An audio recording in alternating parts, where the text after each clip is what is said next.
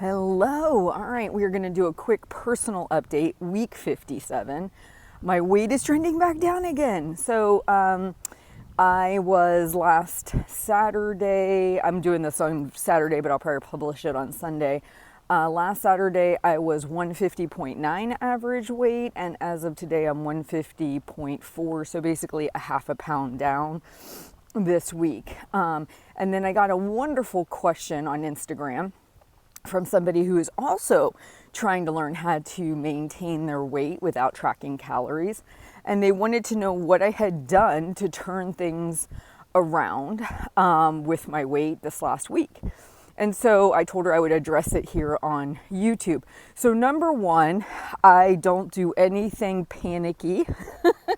So I just want to encourage you maintainers out there or people trying to learn a new skill, keep panic in check, because when we panic, things get really bad really quick. So that's number one. Number two, what I did was when my cycle ended, right? So, and I've mentioned this before, ladies, that your cycle week, your weight will probably go up. The average female that I work with, 2 to 10 pounds. The reason I mention this is because when your weight goes up that week, you can't compare it to the other weeks. You have to sometimes just get through it and then see what happens on the other side. Don't, again, allow panic to cause you to think it means something or you have to do something as part of your cycle, basically.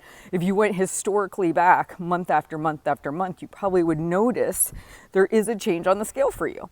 So that's number one. Number two, I did modify a couple things. One, I had a couple nights where I had my pumpkin custard instead of my protein shake. So I did alter my desserts a couple nights, which normally I don't do.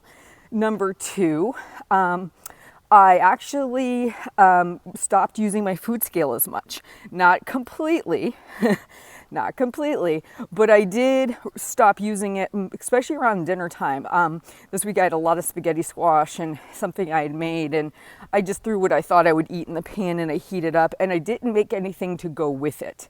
That was actually different for me as well. I normally would roast a zucchini or green beans. I had run out of zucchini. I didn't want any more green beans, so I just ate the spaghetti squash with like the turkey sauce on top, and I actually was quite content. So basically eating I guess it was a little bit of a smaller dinner, probably a little bit less because I was eyeballing it versus weighing and measuring it.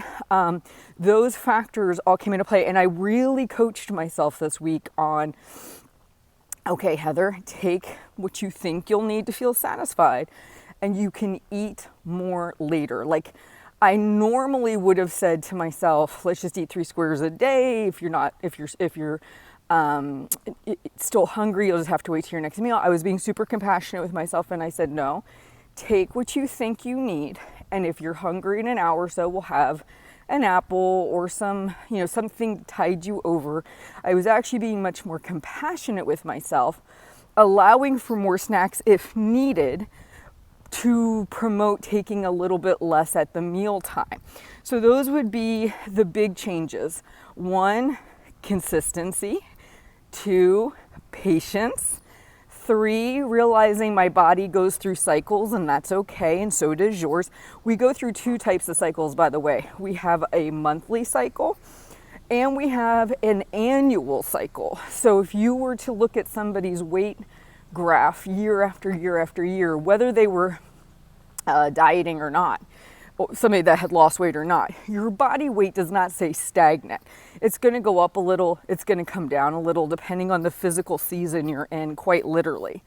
And then I started to use my food scale a little bit less, eyeballed portions, and I coached myself with compassion to say, hey, if you just take a little bit here, how do you feel later? We can always eat again.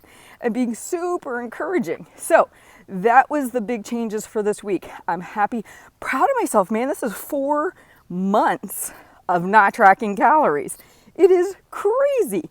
If you had told me that that I could get to my goal weight doing this, and that I could maybe be doing this and maintaining, I would have been like, what? But it's happening. And so what I want to encourage you, there's probably limiting beliefs you have about yourself. Really ask yourself, like, what if I could do this? What if I tried? What if I became more patient and kind with myself? What if I allowed myself to learn new skills? It's so exciting. So anyway, I'm excited. 4 months in, I'm learning a lot. I'm learning more and more about my body. My body really does tell me when it's getting content if I listen and I don't try to override it with what I want. But anyway, overall, very excited. I've been maintaining really well. Of course, the holiday time is one of the best to maintain, if you ask my opinion.